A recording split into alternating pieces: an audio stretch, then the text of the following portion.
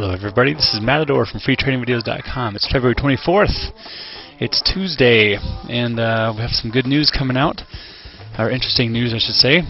Stocks are up a little bit here as Bernanke offered an assessment of the economy, and sort of stating that we were going to go through a further contraction here in the first 6 months of 2009, but then we might actually work our way out of it toward the end of the year and maybe into next year.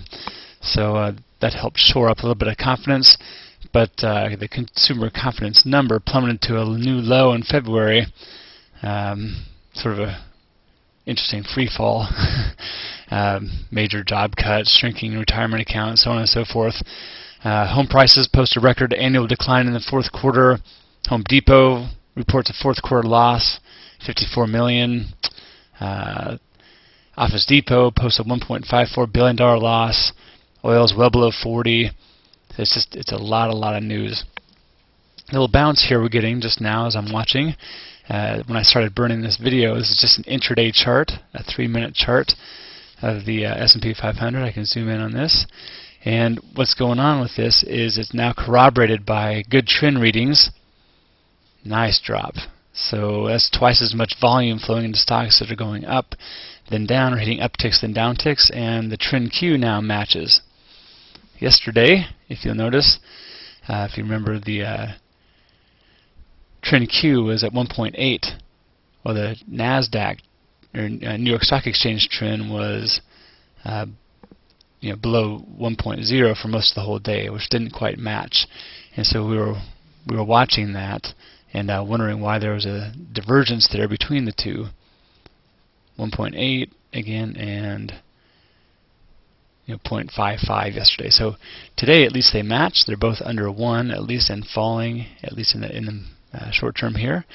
And the VIX also corroborates movement to the upside as the volatility is bleeding out. And finally, the put-call ratio is also below 1. Nothing to shake a stick at here, but it is falling nicely, meaning that more people are buying calls than puts during this time frame anyway.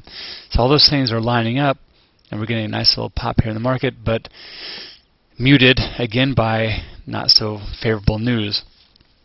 A couple of key resistance areas intraday here, I would say. Just zoom out here a little bit to get the whole day. Little gap up. That gap got filled, ran back up to an area of resistance. This was resistance from yesterday. You can see that. And the declining 200 MA. Of course, this is, again, just a 3-minute chart, but people watch these areas, and so these all make sense to me. There's one little guy right here, which is sort of interesting. And nothing huge, but when things happen fast and people get hurt in the market, a lot of times they sit through something like this and they want their money back.